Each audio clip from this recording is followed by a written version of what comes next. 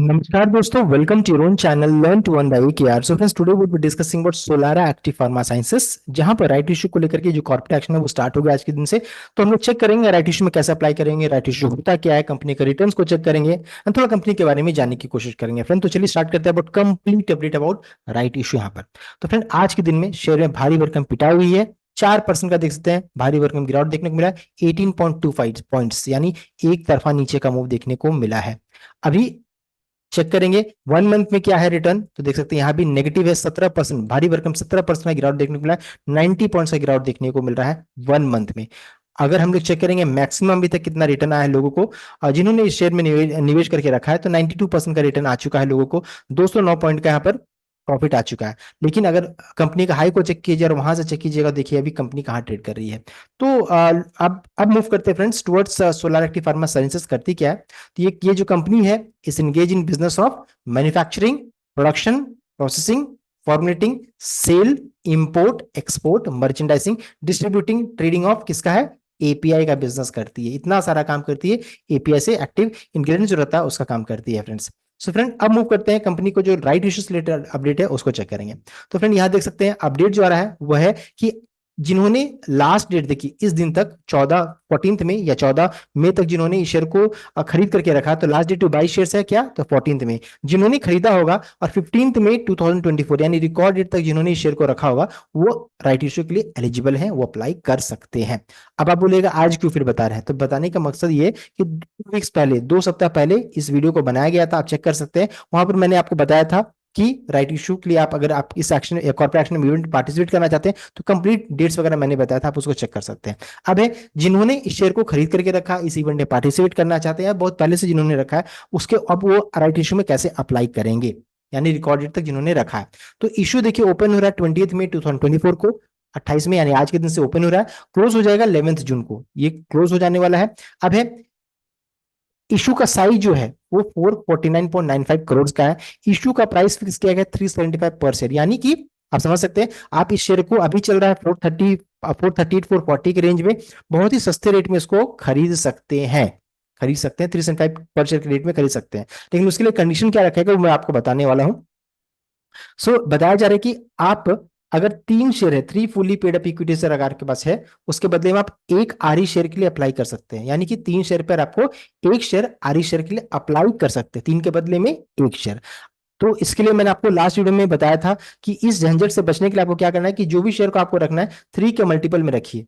अगर आप शेयर खरीद के रखेंगे तो आप अप्लाई नहीं कर पाएंगे, बिकॉज 3 रहेगा तभी आप अप्लाई कर सकते हैं। अगर आप 6 रखिएगा तो 2 आरई शेयर के लिए अप्लाई कर सकते हैं, 9 रहेगा तो 3 के लिए अप्लाई कर सकते हैं। तो सब कुछ मैंने लास्ट वीडियो में आपको क्लियरली बताया था, तो समझ सकते हैं 3 के मल्टीपल में आपको रखना था इस शेयर को।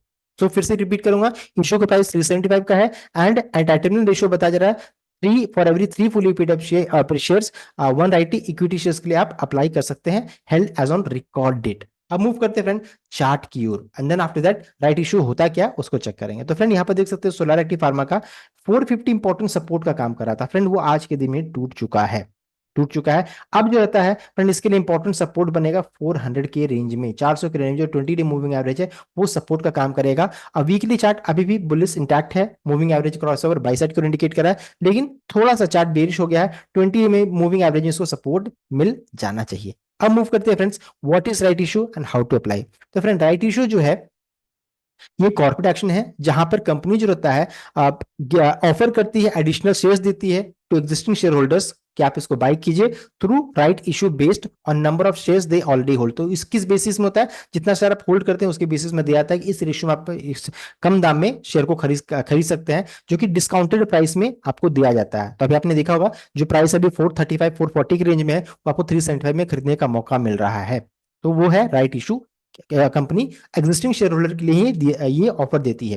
और ये इसका पर्पस क्या होता है, तो purpose of issue could be to fund new project, reduce debt और restructure its equity capital base. तो कंपनी राइट इशू क्यों लाती है वहां बताया जा रहा है, नया प्रोजेक्ट स्टार्ट करने के लिए, अपने कर्ज को कम करने के लिए, रीस्ट्रक्चर करने के लिए, restructure its equity capital base के लिए भी किया जाता है। फिर यहाँ पे there are no charges to apply for right issue, यहाँ बताया जा रहा है। उसके अलावा जो है अब है कि जो भी एलिजिबल शेयर होल्डर है जो रिकॉर्ड तक शेयर को मेंटेन करके जिन्होंने रखा होगा उनको आर ई राइट एंटाइटलमेंट जो रहता है आपके डीमैट अकाउंट में दिखेगा prior to opening of the right issue open होने से पहले आपको दिखना स्टार्ट हो जाएगा। इसका मतलब ये नहीं कि आपको राइट शेयर्स दिए जा चुके हैं।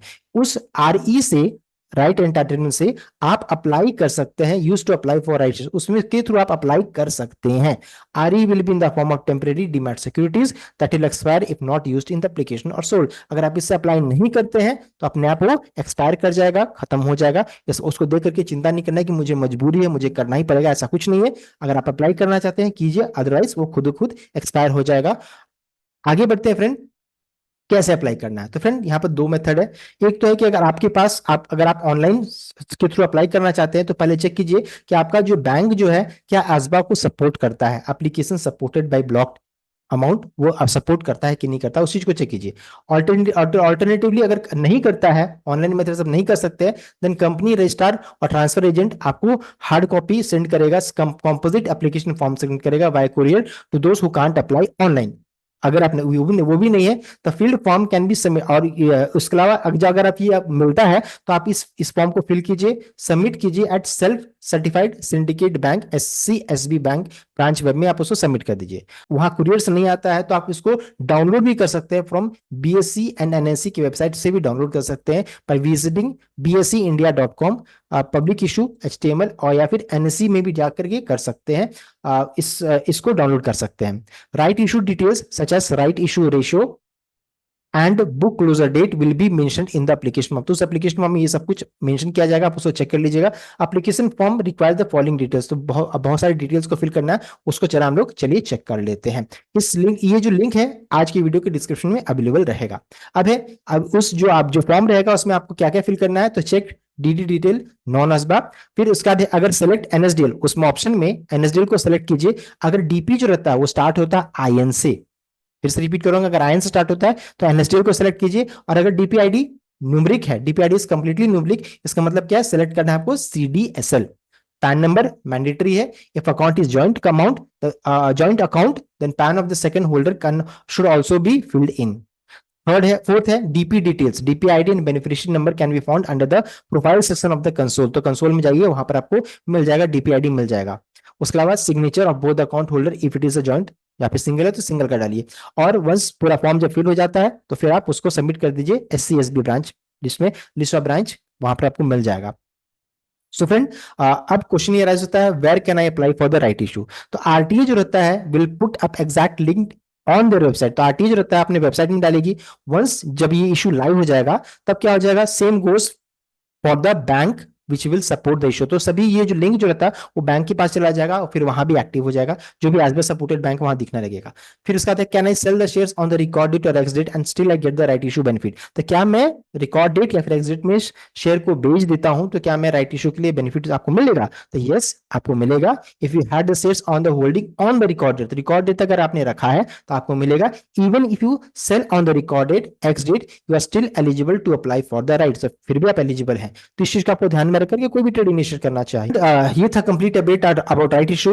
मैंने क्लैरिटी लाने की कोशिश की, फिर भी अगर कोई डाउट है तो प्लीज कमेंट कीजिएगा। आई होप आपको वीडियो अच्छा लगा होगा। वीडियो अच्छा लगा तो वीडियो को लाइक कीजिएगा, शेयर कीजिएगा, चैनल को सब्सक्राइब कीजिएगा। Thank you.